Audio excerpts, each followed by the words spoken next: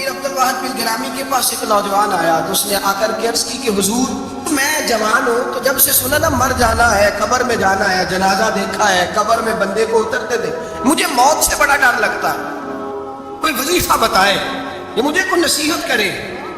تو میر عبدالواحد بن گرامی رحمۃ اللہ علیہ فرمانے لگے بیٹے تیری جیب کس طرح کی ہے، پیسے کس طرح کے؟ کہنے لگا حضور بڑا کرم ہے اللہ کا، مالدار ہوں، خوشحال ہوں۔ آپ نے فرمایا ایک پروگرام، یہ نہیں اس کو نفسیاتی طور پہ مطمئن نہیں کیا، نہ آپ نے اسے کوئی وظیفہ بتایا، نہ ذہنی طور پر اسے کوئی لیکچر دیا، کہ فرمایا تیری مالی پوزیشن کس طرح کی ہے؟ کہنے لگا حضور میں الحمدللہ مالدار ہوں، اللہ نے مجھے نوازا ہوا ہے۔ آپ فرمانے لگے اس طرح کر، روزانہ کی بنیاد پہ صدقہ دینا شروع کر، اور فرض نماز کے ساتھ ساتھ روزانہ کی بنیاد پر چند نفل پڑھنے شروع کر، صدقہ روز دے، 10 روپے دے لیکن دینے روزانہ، 15 روپے دے لیکن دینے روزانہ، روزانہ کی بنیاد پر صدقہ کر۔ بچہ کہتا ہے میں بھی حیران تھا کہ حضرت میں تو وظیفہ پوچھنے آیا تھا کہ موت سے ڈر لگتا ہے، انہوں نے مجھے صدقے پہ لگا دیا، نفل پہ لگا دیا، وہ تو کام میں کر رہا ہوں۔ خیر بزرگ تھے، وظیفہ پڑھنے لگا، صدقہ دینے لگا، اللہ اللہ کرنے لگا۔ فرماتے ہیں کچھ دن بیت گئے تو میر عبدالواحد بن گرامی رحمۃ اللہ علیہ 6-7 ماہ کے بعد دوبارہ ملاقات ہوئی تو فرمانے لگے بیٹے اب تیرا کیا حال ہے؟ تو وہ نوجوان کہنے لگا حضور اب مجھے مرنے سے ڈر نہیں لگتا، بلکہ اب تو میرا مرنے کو دل کرتا ہے۔ تو دل کرتا ہے، ڈر نہیں لگتا، اب دل کرتا ہے۔ اور حضور آپ نے میرے ساتھ کیا کیا ہے کہ میرا تو دل کرنے لگا ہے مرنے کو، خوف نکل گیا ہے، دل کرنے لگا ہے میں جاؤں۔ تو بڑا خوبصورت ارشاد فرمایا، کیا بات ہے، اللہ والوں کی باتیں اللہ کے لشکروں میں سے لشکر ہوتی۔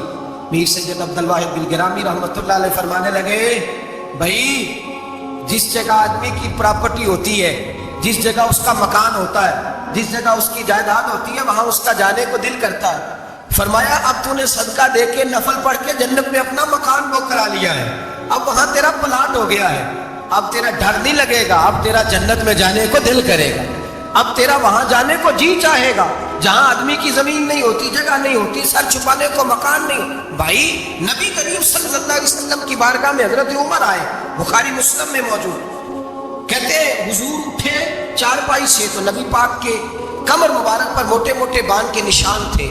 عرض کی یا رسول اللہ صلی اللہ علیہ وسلم کیسر و کسریٰ تو اتنی موج میں ہے، یا رسول اللہ وہ تو اتنی موج کر رہے ہیں اور آپ اس تکلیف میں۔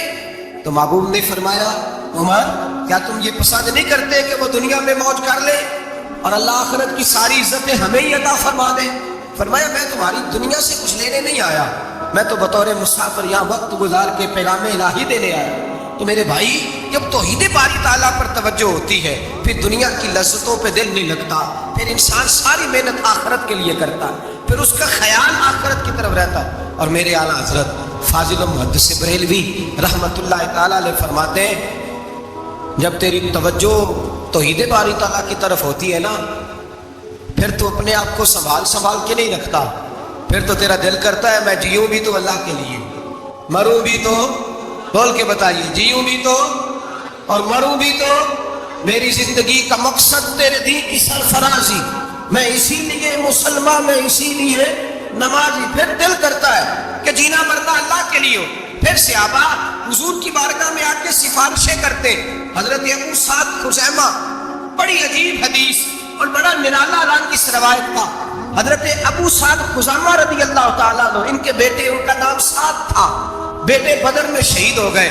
حضور نے احد کے لیے اعلان کیا تو حضرت خزیمہ آئے نبی پاک کی بارگاہ میں اور آ کے کھڑے ہوئے تو عرض کرنے لگے محبوبہ میں دعا کرانے آیا ہوں۔ صحابہ کہتے ہیں نبو لہجے میں اتنا حسن تھا، گفتگو میں اتنی مٹھاس تھی، اس کی بولی کے اندر اتنا پیار تھا کہ ہمارے دل مائل ہو گئے کہ یہ کیا کہنے آئے۔ حضرت خزیمہ عرض کرنے لگے یا رسول اللہ صلی اللہ علیہ وسلم میرا صاحبزادہ، میرے بیٹے محمد سعد وہ بدر میں شہید ہو گئے تھے، یا رسول اللہ میں شہادت سے رہ گیا تھا۔ حضور ہم دونوں باپ بیٹے کا ارادہ تھا جہاد میں آنے کا، ہم دونوں کا پروگرام تھا، وہ کہتا تھا میں جاؤں گا، میں کہتا تھا میں جاؤں گا۔ پھر ہم نے قرآن اندازی کی تو قرآن میرے بیٹے کے نام نکلا، بیٹا میرا آیا بدر میں، پھر اللہ تبارک و تعالیٰ نے اسے شہادت عطا فرمائی، وہ شہید ہو گیا۔ یا رسول اللہ صلی اللہ علیہ وسلم آپ نے کل اعلان فرمایا ہے کہ احد کے لیے جانا ہے اور رات ہی کو میرا بیٹا مجھے اور میں نے دیکھا ہے وہ تو جنت کی نہروں کے قریب سیریں کر رہا ہے اور مجھے کہہ رہے ابا جی جلدی آ جائیں، یہاں مل کے رہیں گے، مل کے وقت گزاریں گے۔ یا رسول اللہ صلی اللہ علیہ وسلم میں بے چین ہو گیا ہوں اس کے پاس جانے کے لیے، دعا فرمائے اللہ مجھے بھی شہادت عطا فرما دے، اللہ مجھے بھی شہادت دے دے۔ صحابہ کہتے ہیں اس کی عجیب، اس کا دعا کرانے کا، ہم نے تو دیکھا تھا لوگ دعا کرانے آتے ہیں کوئی مصیبت کے لیے، کوئی پریشانی کے لیے، کوئی آزمائش کے لیے، کوئی بیماری کے لیے۔ یہ مصطفیٰ کریم کے صحابہ کا بارگاہ خداوندی پر اعتماد، توحید باری تعالیٰ پر نظر، کہ وہ کہتے ہیں ہم تو اللہ کے لیے جان دینے کی دعا کرانے آئے، دعا کریں اللہ ہمیں اپنے رستے میں شہادت کی موت دے۔ صحابہ کہتے ہیں نبی پاک نے دعا فرمائی، پھر ہم نے حضور کی دعا کو قبول ہوتے بھی دیکھا، ہم نے اپنی آنکھوں سے مصطفیٰ کی دعا کو قبول ہوتے دیکھا، ہم نے جناب خزیمہ کو احد کے میدان میں شہید ہوتے دیکھا۔ اور میرے رسول پاک صلی اللہ علیہ وسلم کے صحابہ ان کی طرف دیکھتے تو رشک کرتے، فخر کرتے، کہتے دیکھو یہ وہ غلام ہے جو حضور سے دعا لے کر کے دنیا سے گیا۔ آج جو لوگوں کا مرنے کو دل نہیں کرتا، آج بڑی بڑی بلڈنگیں بناتے ہیں، بڑی بڑی عمارتیں کھڑی کرتے ہیں، بڑی بڑی جائیدادیں بناتے ہیں، ہر بینک میں اکاؤنٹ کھلواتے ہیں، سرمایہ، پیسہ، دنیا داری بناتے ہیں، تعلقات بناتے ہیں، سیاسی سماجی رشتے، دنیا داری کے جھوٹ کے ناطے۔ توحید باری تعالیٰ پر جب اعتماد ہوتا ہے تو انسان اس رشتے کو مضبوط کرنا چاہتا ہے، وہ یا خدا کا رشتہ ہوتا ہے یا محمد مصطفیٰ کا رشتہ ہوتا ہے، باقی تو پھر اس کی توجہ ہٹ جاتی، باقی تو ہٹ جاتی ہے توجہ، پھر وہ یہ دیکھتا ہے کہ خدا رسول کے ساتھ رشتہ کس طرح مضبوط ہو سکتا ہے۔ میرے بھائی توحید باری تعالیٰ اللہ کے رستے میں مرنے کا جذبہ دیتی ہے، راہ الہی میں نکلنے کا شوق پیدا کرتی ہے۔ اللہ تبارک و تعالیٰ کی توحید جب تو کامل طور پر مانتا ہے پھر تیرا آگے بڑھنے کو دل کرتا ہے۔ حضرت سیدنا انس بن مالک رضی اللہ تعالیٰ عنہ فرماتے ہیں، الترغیب والترہیب میں حدیث مبارکہ موجود ہے، فرماتے ہیں احد کے میدان میں یا اس کے علاوہ کوئی ایسا موقع تھا کہ ایک صحابی حضور کی بارگاہ میں آئے، عرض کرنے لگے یا رسول اللہ صلی اللہ علیہ وسلم، ایک تو میں غریب ہوں، دوسرا میری شکل صورت خوبصورت نہیں، تیسرا میرے وجود سے بدبو نکلتی ہے، کوئی میرے قریب نہیں بیٹھتا، اگر میں اللہ کے رستے میں جہاد کروں، اپنی راہ خدا میں جان دے دوں تو بتائیے میرا رب مجھے کیا عطا کرے گا؟ تو نبی پاک نے فرمایا اگر تو شہید ہو گیا تو سارے دروازے کھل جائیں گے جنت کے، سیدھا جنت میں جائے گا۔ یقین کامل دیکھیے، احد کے میدان میں تلوار پکڑی، جہاد کیا، شہید ہو گئے۔ صحابہ کہتے ہیں نبی پاک اس کے سرانے آ کے کھڑے ہوئے اور کیا خوبصورت جملے ارشاد فرمائے، فرمایا اللہ تبارک و تعالیٰ نے اس کی بدصورتی کو خوبصورتی میں بدل دیا ہے، اللہ نے اس کے وجود سے آنے والی بدبو کو خوشبو سے بدل دیا۔ اور نبی پاک علیہ السلام فرمانے لگے جنت کی حور دروازہ کھول کے اسے کہہ رہی ہے آ جا جلدی جلدی، اللہ نے تیرا نکاح میرے ساتھ فرما دیا ہے، جلدی آ جا، میں تیرے استقبال کو کھڑی۔ میرے عزیز کچھ لوگ ایسے ہیں جن سے عذاب قبر ہو گئی نہیں۔ میرے رسول کریم صلی اللہ تعالی علیہ وسلم نے ارشاد فرمایا کہ جو اللہ کے رستے میں شہید ہو گیا، یہ سنن نسائی میں موجود ہے، اسے عذاب قبر نہیں ہوگا، بلکہ ایک حدیث میں تو فرمایا حساب کتاب بھی نہیں ہوگا، اللہ بغیر سوال جواب کے جنت عطا فرما دے۔ کچھ لوگوں کو نا لوگوں کی بخشش پہ بھی مسئلہ ہی بنتا ہے کہ کوئی بخشا نہ جائے۔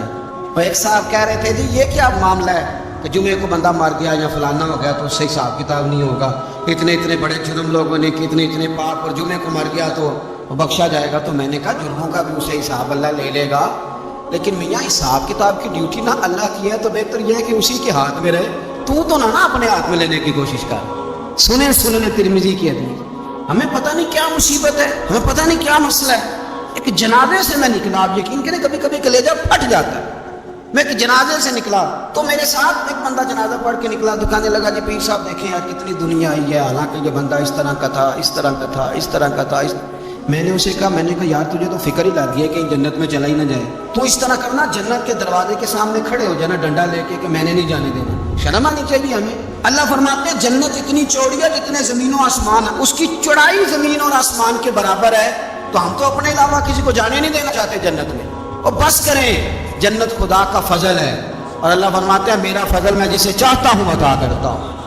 یہ سنن ترمذی کی حدیث، اور اس کے راوی حضرت عبداللہ ابن عمر رضی اللہ تعالیٰ عنہ، نبی پاک علیہ السلام نے فرمایا جو مسلمان جمعے کے دن یا جمعے کی رات کو فوت ہو اس کو اللہ تعالیٰ قبر کی آزمائش سے محفوظ رکھتا ہے۔ جو جمعے کی رات فوت ہو جائے یا جمعے والے، یعنی جمعے رات اور جمعے کی درمیانی رات چلا جائے یا جمعے والے، تو اللہ اسے عذاب قبر سے، تو میرے عزیز جو بندہ شہید ہو اس سے عذاب قبر نہیں ہوتا، جو آدمی جمعے کے دن یا جمعے کی رات چلا جائے اسے بھی عذاب قبر نہیں ہوتا۔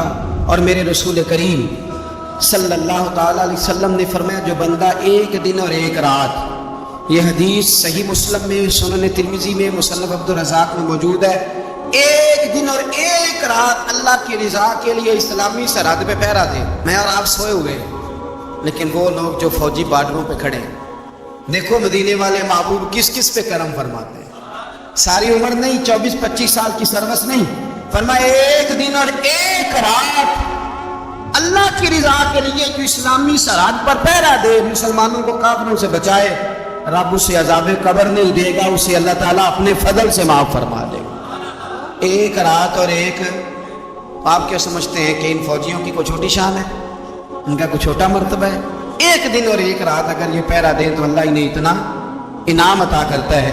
اسی طرح سن لو، یہ ذرا غور سے سننا، ابن ماجہ کی حدیث، اور اس کے علاوہ مسند ابو یعلا میں موجود حدیث کے راوی حضرت ابو ہریرہ رضی اللہ تعالی عنہ، حضور صلی اللہ تعالی علیہ وسلم نے فرمایا جو شخص بیماری سے فوت ہوا، قربان جاؤں میرے محبوب نے بیماری کا نام ہی نہیں لیا، فرمایا کوئی بھی بیماری ہو، فرمایا جو آدمی بیماری سے فوت ہوا اللہ اسے شہادت کی موت عطا فرمائے گا، اور وہ عذاب قبر سے اور قبر کے امتحان سے بھی محفوظ رہے گا، اور حضور فرماتے ہیں اس کو صبح اور شام جنت کے باغوں میں سے رزق دیا جائے گا۔ جو کسی بھی بیماری سے مرا، یہ لوگ بیماری سے مر رہے ہیں تو لوگوں نے اچھوت سمجھ رہے ہیں، اچھوت، یہ اچھوت نہیں ہے، اس لیے کہ لوارث نہیں، یہ خدا رسول کے ماننے والے ہیں، تم انہیں اچھوت کہہ رہے ہو اور مدینے والے رسول انہیں شہید فرما رہے ہیں۔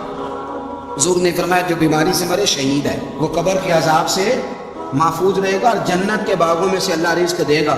لوگ کہتے ہیں دیکھو جی بڑا تانگ ہو کے دنیا سے گیا ہے، تو اس بندے کو بھی عذاب قبر نہیں ہوتا۔ اسی طرح جو بندہ سورہ ملک پڑھتا ہے، سنن ترمذی میں حضرت ابن عباس سے روایت ہے کہ حضور صلی اللہ علیہ وسلم کے ایک صحابی نے ایک جگہ خیمہ لگایا تو وہاں سورہ ملک پڑھنے کی آواز آتی، کوئی بندہ پڑھنے والا نظر نہیں آتا تھا۔ جب حضور کی بارگاہ میں عرض کیا تو فرمایا وہاں قبر تھی اور قبر کے اندر بیٹھ کے میرا صحابی سورہ ملک کی تلاوت کر رہا تھا۔ اگر ہمیں خسرہ نمبر یاد ہو جاتا ہے نا اپنی جگہ کا، اور ہمیں پتہ ہوتا ہے کہ میرے والا حصہ کتنے کروڑ کا ہے، اگر ساری کہانیاں ہمیں یاد ہوتی ہیں تو سورہ ملک بھی ہمیں یاد ہو سکتی ہے۔ موبائل پہ اس کو ریکارڈ کر لیں، پھر اس کو سنیں کبھی بھی سورہ ملک میں۔ اور ہمارے سلسلہ عالیہ میں تو سورہ ملک وظیفہ ہے، ہمارے الوظیفۃ الکریمہ میں اعلیٰ حضرت نے لکھا ہے کہ رات کو سورہ ملک اور سورہ یاسین کے بغیر سونا نہیں۔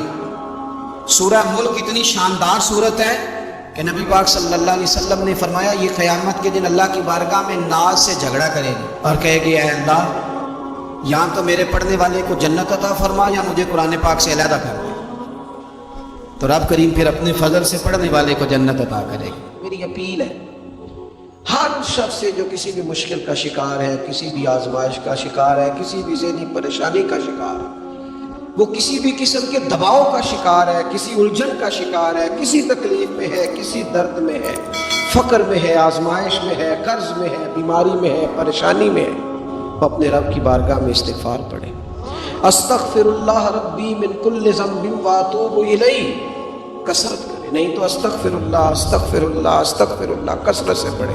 کسی بھی صورت میں اپنے مالک کے حضور استغفار کرتا رہے، کرم ہوتا رہے گا، رحمت ہوتی رہے گی، بخشش ملتی رہے گی، اللہ درگزر فرمائے گی۔ حضرت امام حسن سے آ کے وظیفہ پوچھا، اس شخص نے کہا حضور اولاد کوئی نہیں تو وظیفہ بتایا، تو آپ نے فرمایا استغفار پڑھا کر۔ کیا کر؟ اس نے کہا ٹھیک ہے۔ تو حضور پھر میں دوبارہ کب آؤں؟ تو امام حسن کہنے لگے بے اولاد ہے نا تو، استغفار کا وظیفہ بتایا نہ؟ کہا فرمانے لگے اب اس وقت آنا جب اللہ تجھے 10 بیٹے عطا کرے گا۔ کتنے؟ 2 4 نہیں، 10 ہی کہہ دیے۔ حضرت پیر معاویہ رضی اللہ عنہ دیکھا کہنے لگے حسن اتنا بڑا دعویٰ، آپ فرمانے لگے میں نے کہہ دیا نا تو اللہ فضل کرے گا، ہاں اللہ خیر کرے گا، خیر ہو جائے۔ وہ شخص کئی سالوں کے بعد آیا، کئی سالوں کے بعد، تو حضرت امیر معاویہ کو بھی ساتھ لایا، کہنے لگا حضور اللہ کے فضل سے اللہ نے 10 بیٹے عطا فرمائے، انہیں 10 ہی اللہ نے دیے۔ تو حضرت امیر معاویہ کہنے لگے جناب بات تو آپ کی سچی ہو گئی، تو مجھے بھی بتائیے وظیفہ کہاں سے لیا؟ فرمانے لگے قرآن پاک سے، سورہ نو کی 10 11 12 آیت پڑھو، اللہ فرماتے ہیں تم استغفار پڑھو، میں تمہاری بیٹوں سے بھی مدد کروں گا، مالوں سے بھی مدد کروں گا۔ تو میں نے استغفار بتائی تھی، اور قرآن میرے اللہ کا ہے، رب کا وعدہ جھوٹا ہو سکتا؟ فرمایا 10 بیٹے ملنے تھے، میں نے کہہ جو دیا تھا۔ وہ میرے بھائیوں یاد رکھیں، استغفار اللہ کی رحمت نازل کرتا ہے۔ ایک ہوتا ہے خوف، ایک ہوتی ہے خشیت۔ خوف والے لوگ توبہ کرتے ہیں، خشیت والے استغفار کرتے ہیں۔ ایک ہوتا ہے خوف، ایک ہوتی ہے خشیت والے استغفار کرتے ہیں۔ نبی کریم علیہ السلام نے فرمایا میں دن میں 100 مرتبہ استغفار کرتا ہوں، دن میں۔ توبہ والا کہتا ہے کہ میں بھول گیا تھا، مجھے معافی مل جائے، اور خشیت والا کہتا ہے میرا یار ناراض نہ ہو، وہ استغفار ہی کرتا رہتا ہے، وہ معافی مانگ۔ حضرت رومی نے مثال دی ہے، فرماتے ایک عورت تھی تو بھیک مانگا کرتی تھی، ایک دن بادشاہ کے دروازے پہ بھیک مانگنے گئی تو بادشاہ کو پسند آ گئی، اس نے نکاح کر دیا۔ 20 کنیزائیں اس بیوی کے پاس تھی خدمت کرنے کے لیے، روٹی دینے کے لیے، کپڑا دینے کے لیے، لیکن وہ ہر وقت روتی رہتی تھی، ہر وقت روتی۔ ایک سمجھدار کنیز کہنے لگی کہ ملکہ اب تیرا درجہ بہت بڑا ہے، تو ہر وقت روتی رہتی ہے، معافی مانگتی رہتی ہے ہر وقت، کون سی ایسی نعمت ہے جو تیرے پاس نہیں؟ تو وہ کہنے لگی اس لیے تو روتی ہوں۔ کیا مانا؟ کہنے لگی اس لیے روتی ہوں کہ میں اس قابل نہیں تھی جو مجھے مل گیا، کہیں میرے سر کا سایہ ناراض نہ ہو جائے، وہ کہیں بگڑ نہ جائے، مجھے پتا ہے کہ میں کیا تھی اور مجھے کہاں تک پہنچا دیا، میں روتی اس لیے ہوں کہ کبھی کہیں وہ ناراض ہو۔ حضرت عمر اس لیے روتے تھے کہ کہیں مصطفیٰ ناراض نہ ہو جائے، حضرت ابو بکر اس لیے تڑپتے تھے کہ کہیں اللہ کا فضل روٹ نہ جائے۔ یہ جو مولا علی اپنے کمرے میں بیٹھ کے زور زور سے استغفار پڑھتے تو اس لیے نہیں کہ بڑے پاک تھے جن کی معاذ اللہ معافی مانگتے تھے، اس لیے کہ رب رسول کہیں ناراض نہ ہو۔ خشیت تھی کہ جہاں پہنچوں میں کہیں وہاں سے واپس استغفار بندے کی اللہ سے صلح کرا دیتا ہے، بندے کی رب سے صلح ہو جاتی ہے جب استغفار۔ دیکھیں نا بڑی سادی سی بات ہے کہ دو بھائی ناراض ہو تو بڑا کہتے ہیں اس نے میری بے ادبی بڑی کی، تو چھوٹا اگر پاس آ جائے اور پیر پکڑ لے کہ چل یار معاف کر کے، تیرا بھائی نہیں۔ پتہ کیا ہوتا ہے؟ صرف معافی نہیں ملتی، ہاں صرف معافی نہیں، چھوٹے نے بے ادبی کر دی، بڑے کو تکلیف ہوئی، بات جب آگے بڑھی نا تو بڑے نے شکوہ کیا، جب لوگوں نے چھوٹے کو سمجھایا تو چھوٹا جب معافی مانگتا، ادھر دیکھو میری طرف، جب چھوٹا معافی مانگتا ہے تو اٹھ کے جاتا ہے، اور بڑے کے پیر پکڑتا ہے تو میرا معاف نہیں کرتا، بڑا رو بھی پڑتا ہے، بڑا رو بھی پڑتا ہے، اور وہ کہتا ہے کہ وہ میں اور تم اماں کے پاس اکٹھے بیٹھتے، ایک باپ کی موٹر سائیکل پہ اکٹھے بیٹھتے، تو تیرا اور میرا رشتہ اتنا تمہیں یہ کیوں؟ وہ جو آنسو نکلتے ہیں نا، وہ درد ہوتا ہے، وہ کیف ہوتا ہے، وہ سوز ہوتا ہے، وہ لذت ہوتی ہے، وہ پیار ہوتا ہے۔ رب کہتے ہیں تو معافی مانگ، انہو کان غفارا، تو معافی مانگ، میں تجھے معاف بھی کروں گا، تیرے اوپر رحمت بھی فرماؤں گا، تیرے اوپر کرم نوازی بھی کروں گا، تجھے نواز دوں گا، تجھے عطا کروں گا۔ حضرت موسیٰ کلیم اللہ علیہ السلام کا زمانہ مبارکہ تھا، قحط پڑ گیا، بارش نہیں ہوتی۔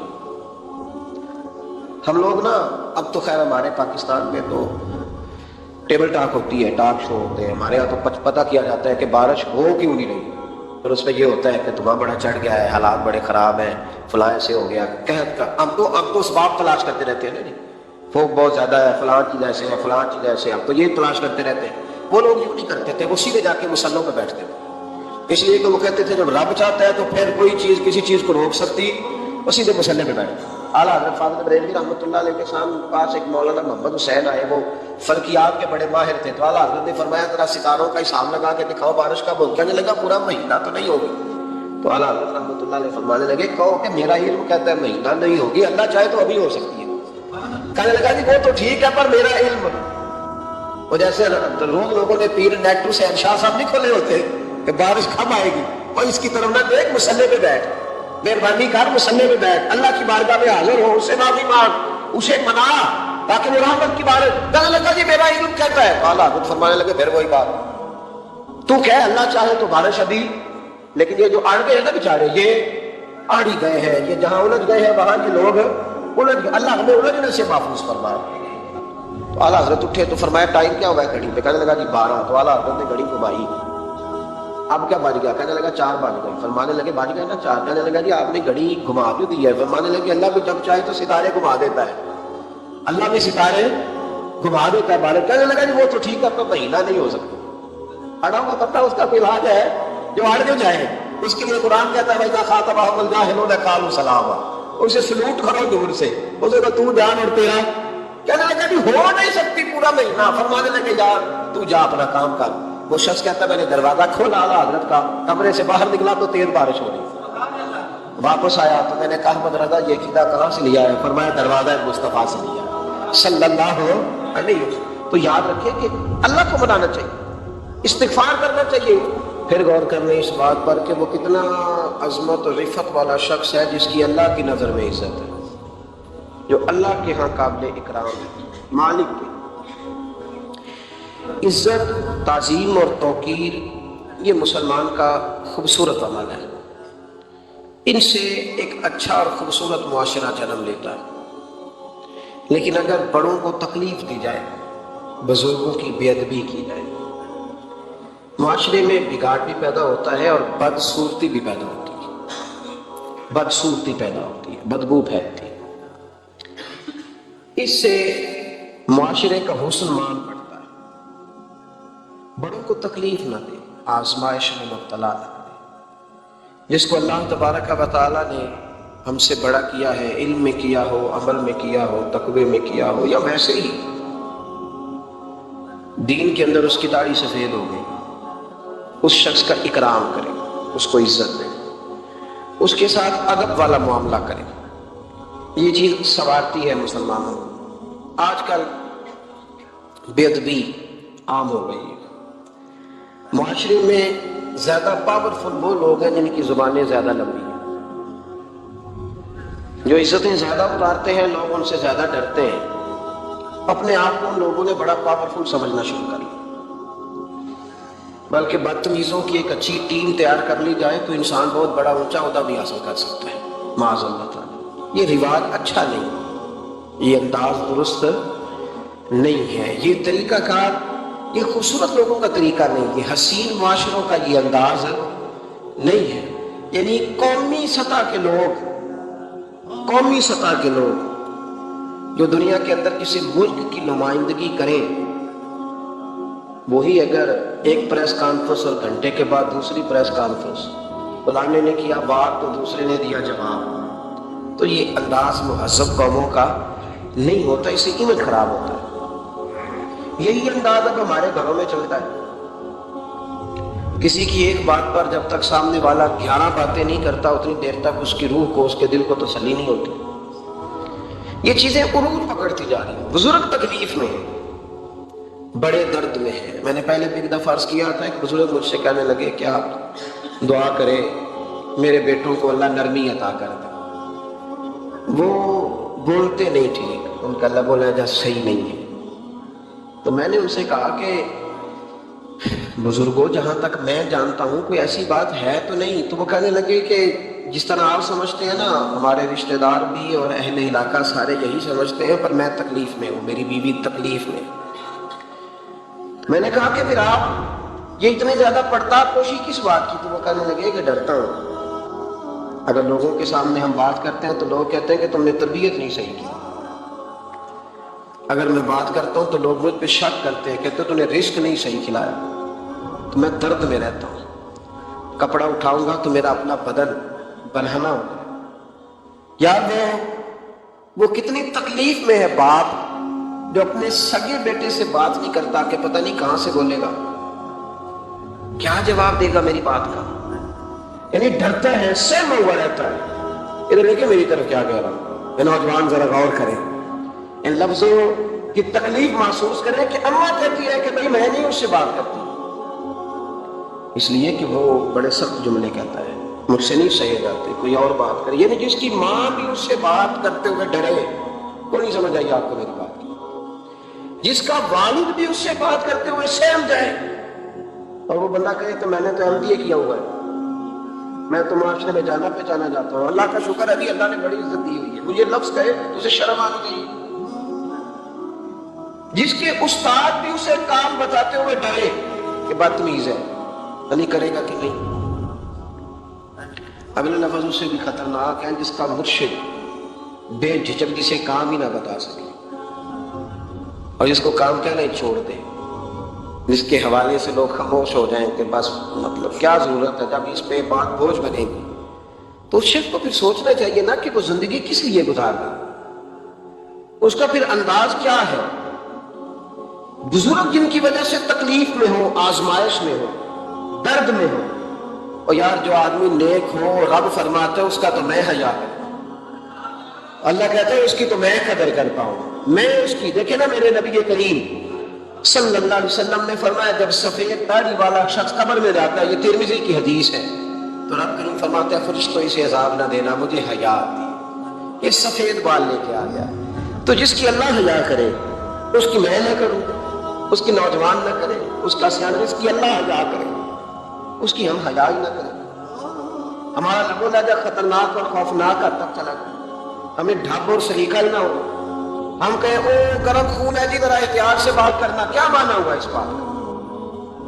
گرم خون اور ہوتا ہے اور بے ادبی والا خون اور ہوتا ہے، ان دونوں میں فرق ہوتا ہے، اس کو سمجھنا چاہیے۔ باپ کے سامنے بھی اب یہ اس کا ابا بھی سوچ کے بات کرے، اس کے ساتھ اماں بھی سوچ کے بات کرے، اس کا استاد بھی سوچ کے بات کرے گا۔